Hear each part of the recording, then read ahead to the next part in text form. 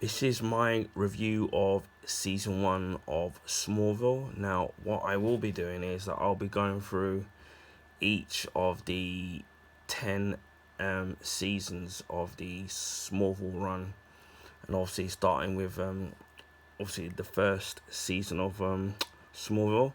Now, for a little bit of trivia, Smallville premiered on the WB on October 16th, 2001. And then after the fifth season, WB and UPN merged to form the CW.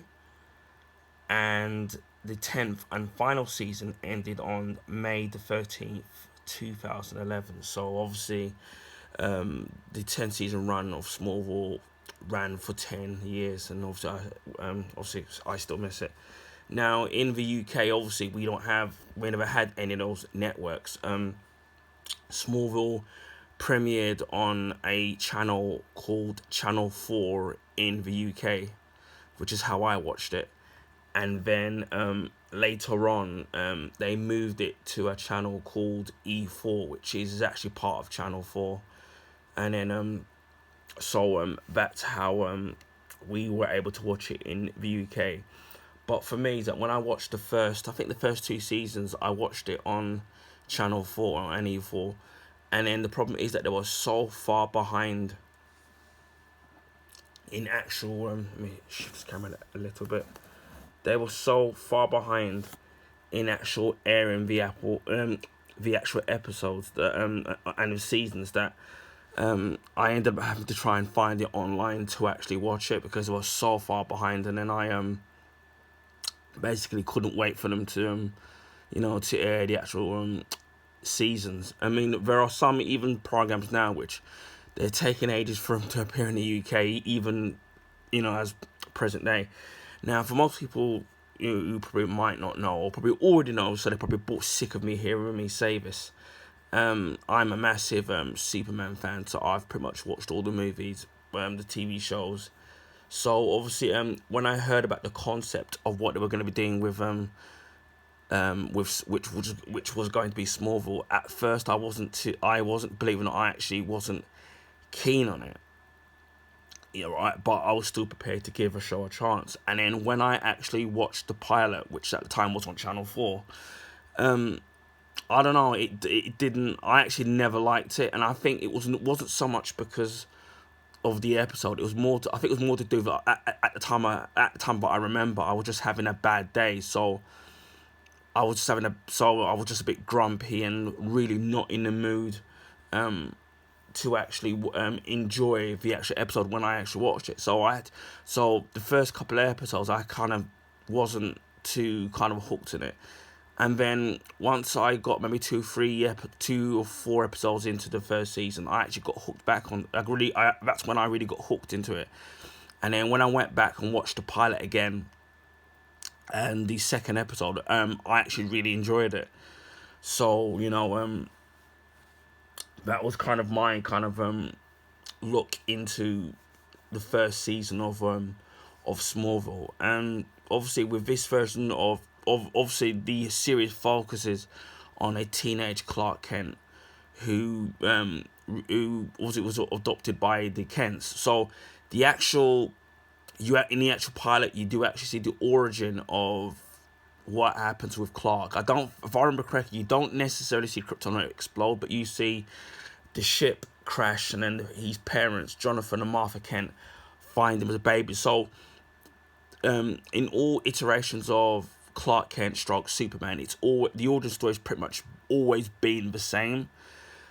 It's just that after that, obviously, it focuses more obviously as him as a teenager. So it's him as a lead up to becoming Superman. So obviously, by the time you get to the 10th series, well, the finale, obviously that's when he finally becomes Superman. But what I really liked about the first season, and even obviously these seasons after that, leading up to season 10, he slowly starts to develop his powers. He doesn't kind of get them straight away. Now in the Superman the movie, the Christopher Reeves one, obviously you see Krypton explode.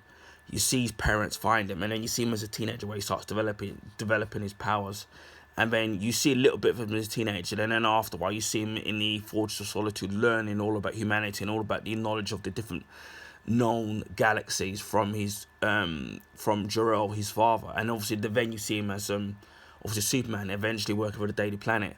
But what I liked, the way I kind of saw Smallville, is I kind of saw it as that part in Superman the movie, obviously, where you see him as a teenager, and it's basically just a kind of a extended look as at the man, at him growing up, and the challenges that he had to face as a teenager in embracing his destiny, and then not wanting to embrace it, and the legacy that he would end up having as being the world's greatest champion. Well, obviously in the DC comic universe. So I liked seeing his kind of character develop, because obviously, of all Kryptonian, he does face doubts and, things that of all, not human, he did, it's to see him go through struggles and just wanting to have a normal life and accepting his gifts and the problems that would arise with him developing his powers and having to hide it from his friends, because obviously he didn't want to be put him at harm's way, or for them to treat him like he's an alien, or the government, like going after him, and so that's the reason why I liked it. Now, I know a lot of people didn't like it simply because of the fact that it wasn't Superman in the traditional sense of him wearing the costume straight away. So I know people that obviously that didn't like it. Obviously they didn't mind being a teenager, but they wanted him to wear the Superman costume, which is what everybody's kind of familiar with. But and so that's why it turned a lot of people off. And then they just saw it as, like a typical CW teen drama. But I actually liked it because I want, to see the development of the hero, of him being that reluctant hero, and then by the time the end of the run of Smallville, that he ends up becoming the hero that he was going to be. And then throughout obviously I'm jumping the gun a little bit here, but throughout the different seasons, we do see hints of the hero that he was destined to become, and obviously Lex becoming the villain, as we all know that he is in the various different iterations, whether it's TV shows, cartoons, or movies.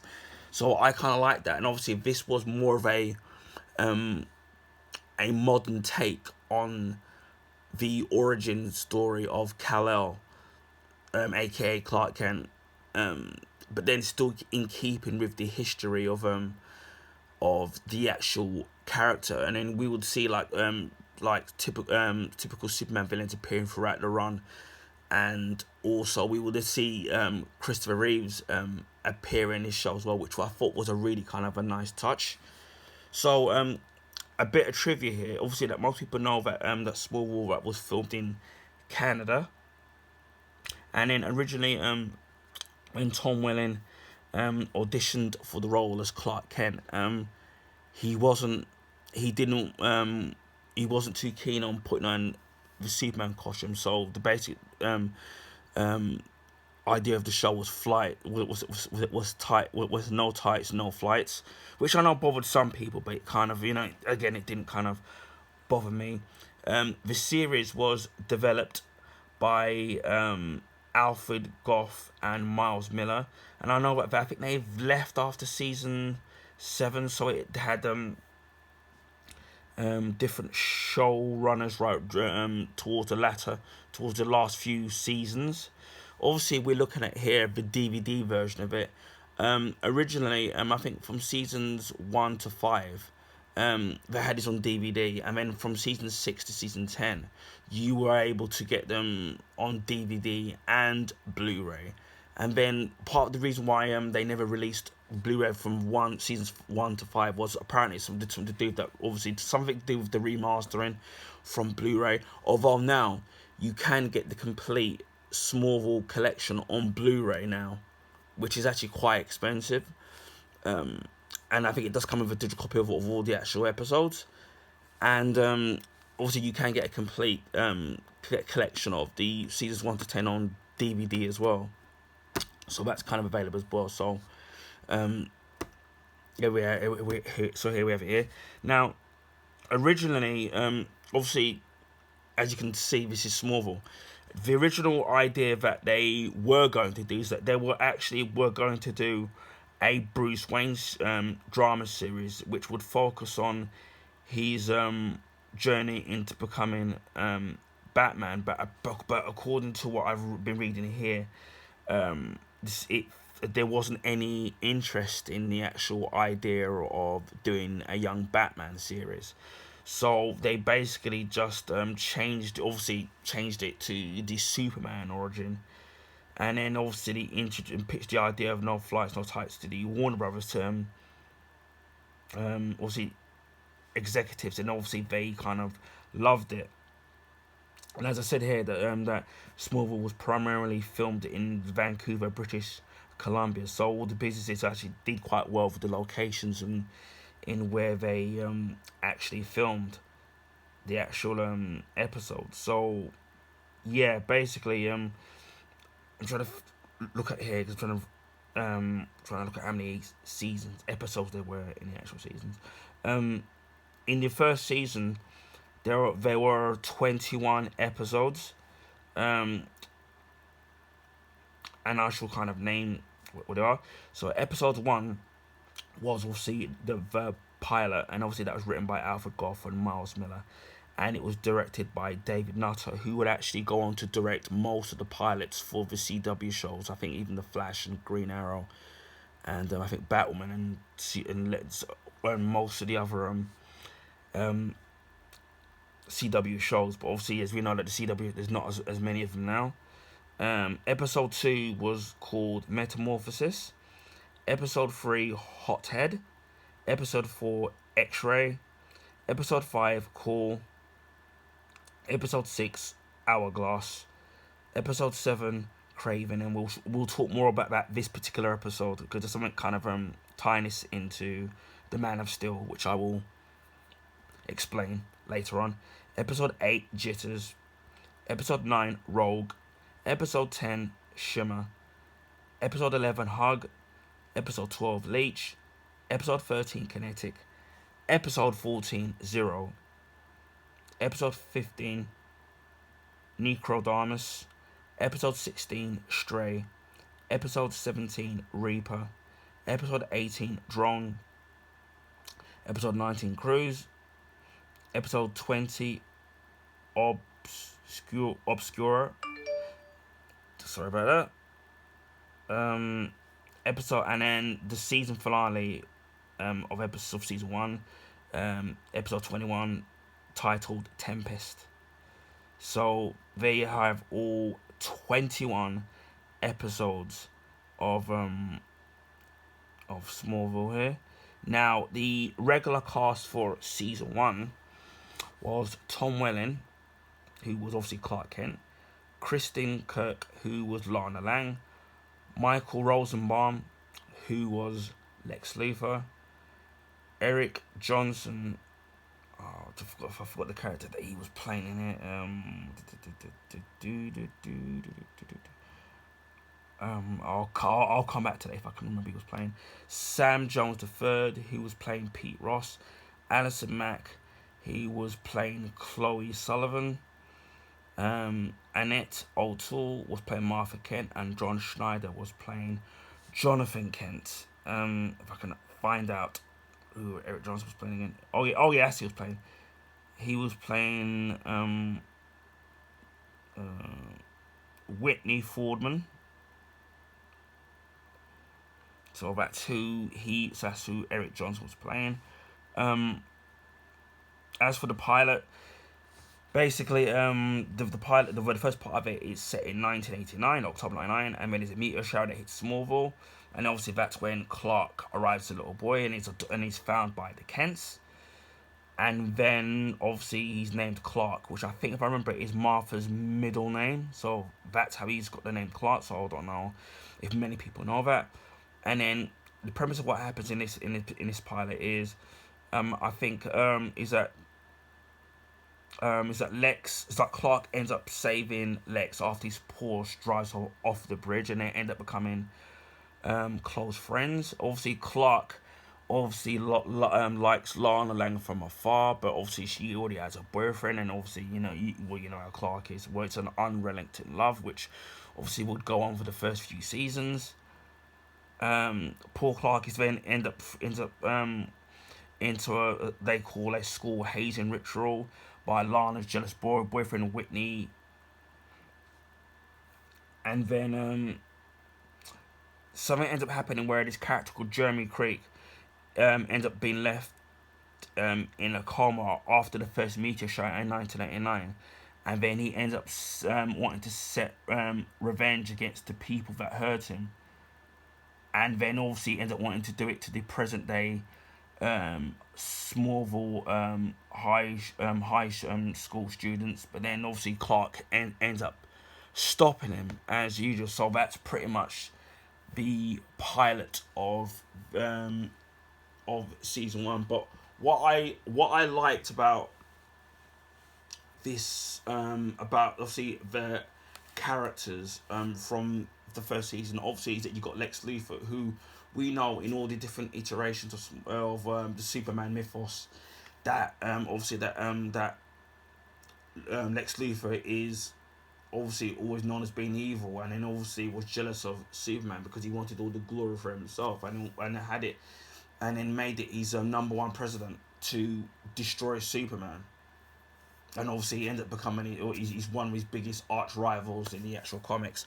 But what I liked about this interpretation of Lex Luthor is that he starts off as he starts off as being innocent, and in a way you kind of end up feeling sorry for him, because all Lex Luthor wanted was for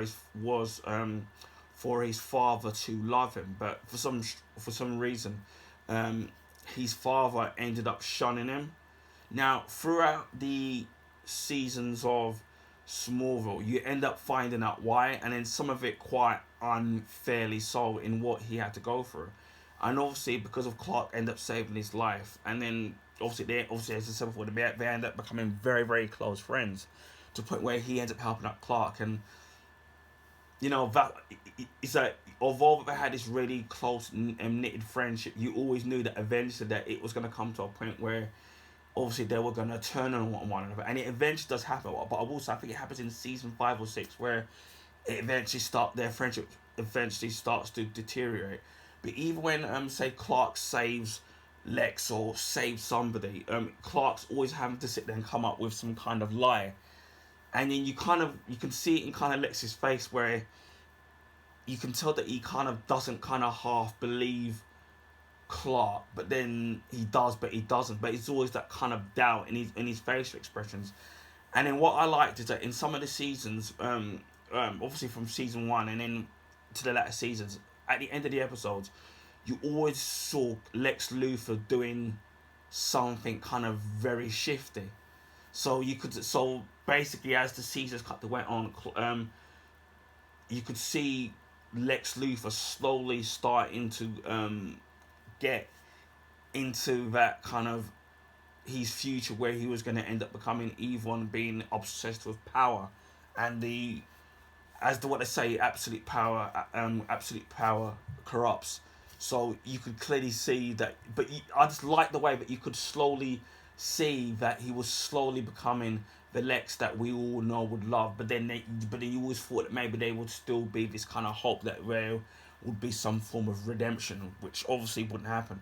And it's the fact that obviously, and also in the latter seasons and in the early seasons, that Lionel Luthor was always trying to find out, was always intrigued by Clark Kent, and there was even a point where he almost preferred Clark Kent as his own son, which was kind of a bit messed up, and you could see how that would affect Lex Luthor. And also, I mean, you could see where, although that Lex and Clark were best friends, I in a way Martha Kent was more kind of sympathetic with Lex, because she still had that kind of a persona in seeing the good in people, even though that Lex was getting a lot of bad crap, mainly because of what his father was doing with buying up the land and the stuff to do with Lex Corp, which Lionel Luthor, aka Lex's father, owned in a way, as a businessman, the way that he was treating these citizens of Smallville, with buying out all the lands and then making the people redundant, losing their jobs, losing it. Oh, stupid thing again, losing their jobs, and then it was, and then Lex, and it was this battle where Lex wanted the approval of his father, but then wanted to be his own man, and then so he was trying so hard for example, the Kents to sit down and like him, and then Clark was prepared to give him a chance, but Jonathan Kent, his father, wasn't prepared to give him the chance, because as far as he saw it, but the apple doesn't fall far from the tree, because obviously because of what his father Lionel Luthor was, the stuff he was doing, and then later on, Lex, he did warm to Lex, but then there were times when it kind of went wrong as well. So it's kind of this on and off kind of will they accept him, what they accept him. But I kind of felt sorry for him. But then as when we get onto the latter seasons, we'll kind of discuss in the story of what ends up happening to Lex. And then I think there's even one episode in one of the latter seasons where you kind of get a glimpse of the future of what Clark was going to end up becoming. Obviously Superman, obviously, but we'll get to that particular episode when we get to that particular season, and we do see a hint of what Lex's future is going to be, and that was kind of fascinating as well. Where you know, as you said before, he's acting like this good guy, but you know that he's destined to be this evil character and a thorn in Superman's side that we all know in all the iterations of Superman. So we'll look at the DVD, because it's not kind of fancy or kind of anything. Now I do kind of love the actual artwork, and this was what they used as the initial poster for season 1 of Smallville. And then it says here, between the boy Clark Kent thought he was the man he is destined to become. Live the compelling stories of Smallville, the popular action series that reimagines the Superman saga from its roots. All 21 season 1 episodes in this collector set, powered by the spellbinding extra features. Watch, wonder, enjoy. A legend grows up in Smallville. And as you can see with the special features, you get the pilot commentary by the executive producers Alfred Goff and Miles Miller, and the director David Nutter. You get the Metamorphosis, commentary by Goff and Miller, the interactive tour of Smallville, the pilot storyboard to screen, the pilot Metamorphosis deleted scenes, and a DVD-ROM link for the exclusive bonus materials. The languages are in English, French, and the subtitles are in English, French, Dutch, Hungarian, Turkish, Greek, Romanian, Bulgarian, and Arabic. And it also includes hearing impaired in English. And in the UK, as you can see, it's rated 15 and it's region 2.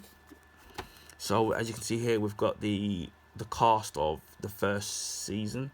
Yeah, I'm more closer there, so everyone looks so young now in that particular thing. So we'll take off this sleeve here, and then you can actually see it actually comes with an actual booklet, which again obviously it has the cast of the first season. So you've got everything here. Obviously you've got John Glover as the father of Lex Luthor as Lionel Luthor. And you've got Clark and Jonathan Kent here. There's a character here who I'm going to mention who that is when we get to the episode. Obviously you've got Whitney Fordman and Lana Lang. You've got Lex, Lana Lang again, Clark. And you've got Chloe there, Clark again, Lana Lang, Whitney Fordman. You've got obviously Pete, Ross and Lana, Clark again, Jonathan Kent. And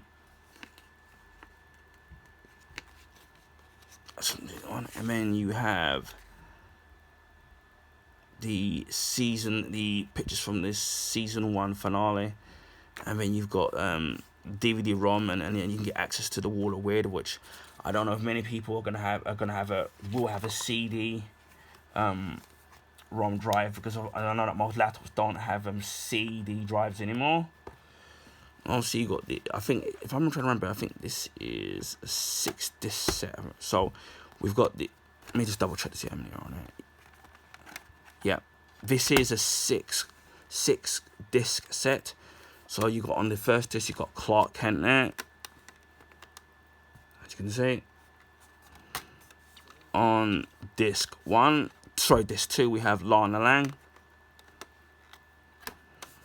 On disc 3, we have Lex Luthor. On disc 4, Chloe Sullivan. Disc 5, Pete Ross. And on disc 6, we have Martha and Jonathan Kent on there. So all on 6 discs. So these special features are on the 6 disc. So yes, that's season 1. Now what I will do is I will go through some of my favorite picks of episodes from season 1. Obviously, one of the best episodes obviously is the actual pilot, which is episode 1, which obviously is the setup for the premise of the entire show.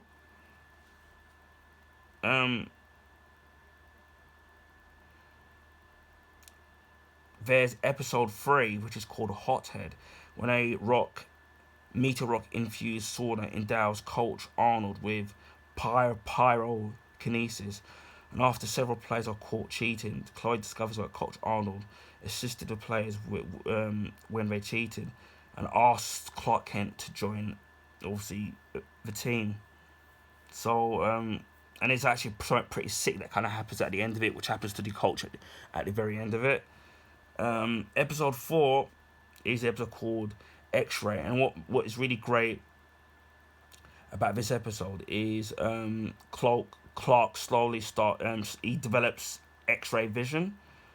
So there's a character in this called Tony Greer, who's a young woman who's infected with the meteorite radiation, and she can morph into anybody that she wants to. And obviously, with that power, Clark is able to use his X-ray vision to see whether or not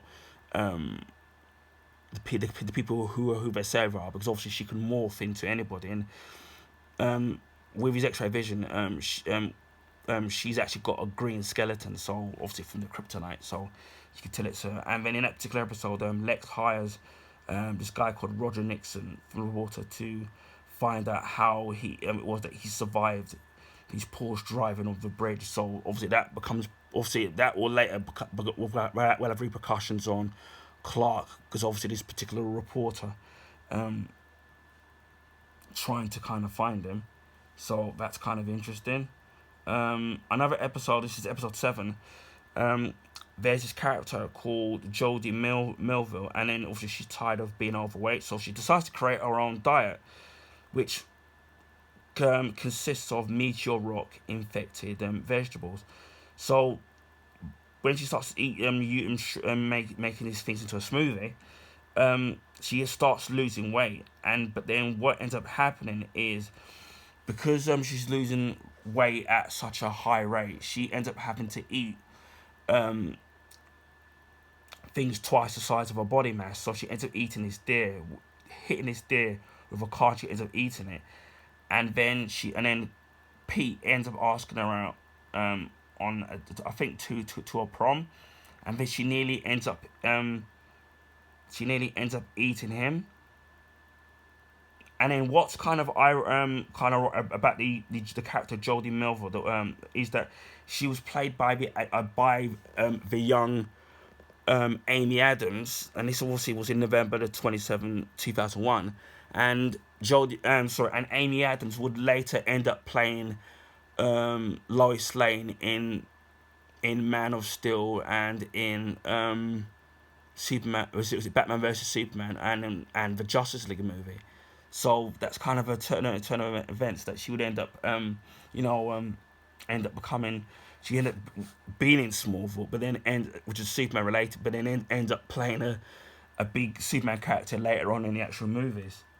Um, there's an episode called Jitters, and it says that Lex Corp is experimenting with meteor rocks and exposure to rocks, which has caused employee Eric Jenkins, played by actor Tony Todd, to develop violent seizures.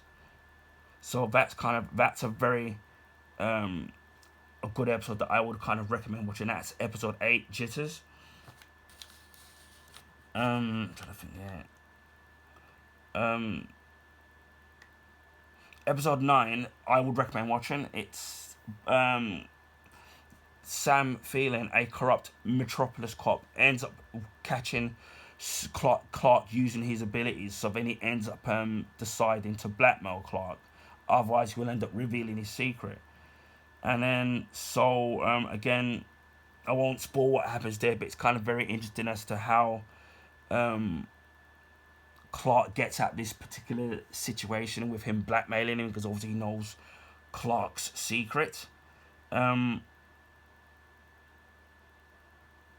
there's quite a few episodes. So I'd recommend episode 10, Shimmer. That's one of my favorite episodes. Episode 11 is Hardware. Bob Rickman has the ability to bend others to his will because of an accident with, surprise, surprise, meteor rocks. So again, Clark has to deal with the actual situation. There's a really, really good episode, episode 12, Leech, where during a class field trip, lightning strikes Clark. And classmate Eric Summers, played by Shawn Ashmore, who he has, well, you know that his brother, trying to click here. He would later, Shawn Ashmore, who's the villain of this particular episode, he would later go on to play Bobby Drake, aka Iceman, in the X-Men movies. So that's kind of you know, that's kind of great. And then his brother Aaron Ashmore would later appear in Smallville playing Jimmy Olsen. So they both brothers have actually been in Smallville. So that's kind of a particular episode, obviously, when his powers transfer to Eric Summers. So it's kind of interesting as to how that plays out. But the character would later appear later on in these seasons of Smallville, which again we will get to. There's an episode called Kinetic, which is actually a really good where these three ex-jocks use their meteor rocks saturated tattoos to give them ability to pass through solid matter. So they start robbing banks. So obviously Clark has to sit there and save the day as usual. So if you got episodes here. Episode 15, Nicodemus. Dr. Stephen Hamilton, played by John Morton, uses the meteor rocks to resurrect a toxic flower called Nicodemus, which has been extinct for 100 years. If someone is sprayed by the flower's toxic mist, they lose all of their inhibitions and act like intoxicated. So Jonathan, Lana, and Pete all end up becoming infected by this toxin. But I think the only person it obviously does not affect it, obviously, it's Clark. Surprise, surprise. And then episode 16, Ryan James, a young boy who can read minds. This character does appear in Smallville again in the latter season, so that's actually a very good episode. That you could, and then obviously this is one of the things, one of the episodes where this character he finds out. I think he does find out Clark's secret and what Clark is potentially could become. And this is what I was talking about, where you see the little hints of him being the hero that he's going to be years later down the actual line. Trying to think here.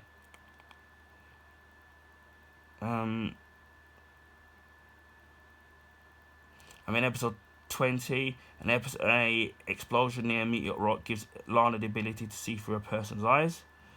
And obviously you've got Tempest, where Lionel Luthor closes the Smallville plant and blames it on his son for not turning a large profit. And then Whitney decides to leave for the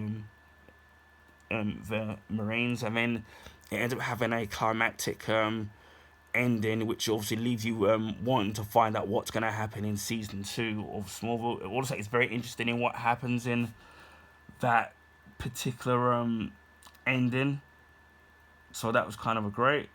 Oh, obviously, the episode I missed out is an episode I recommend called it's episode 18. It's called Drone, and it's about the class elections are being held, and Pete nominates Clark. And at first, Clark isn't interested in doing it, but then Clark actually likes the idea of it. But then the rival candidate, Sasha Woodman, doesn't like competition because she wants to sit there and she wants to win. And then her powers are that she's able to control bees, and then she starts attacking people with the bees. But then how Clark ends up dealing with this particular situation is great. So those are the episodes those were my favorite. But generally speaking, all of the episodes of the first season of Smallville were actually kind of really great. So I highly recommend that. So even if you don't own it on DVD or Blu-ray, or maybe you have some streaming service which does have the first season, I would highly recommend watching it. But overall, I really loved the first season. As I said, at first I didn't kind of take to it at first, but then as soon as I kind of got into it, I kind of really kind of enjoyed it. And then from then on, I was a massive fan of Smallville. And even to this day, I kind of I still really miss the show, but but at least owning the shows on physical media, I can go back and watch it at any point. But yeah, as a Superman fan, I mean, for me, I really loved the show. And I know it may not be everyone's cup of tea, but I would really recommend people at least giving it a go, and you might actually really kind of like it. So yeah, that's my kind of review and retrospective look at Smallville, the complete first season. Anyway, I hoped people like this, because somebody asked me to do this like nearly over 6 to 7 months ago, and I never really got round to actually doing it. So now I hope people like it, and if people do like it, I'll do the second seasons, and then we'll go work our way up to the 10th and final season. And also, we might even do some other shows as well.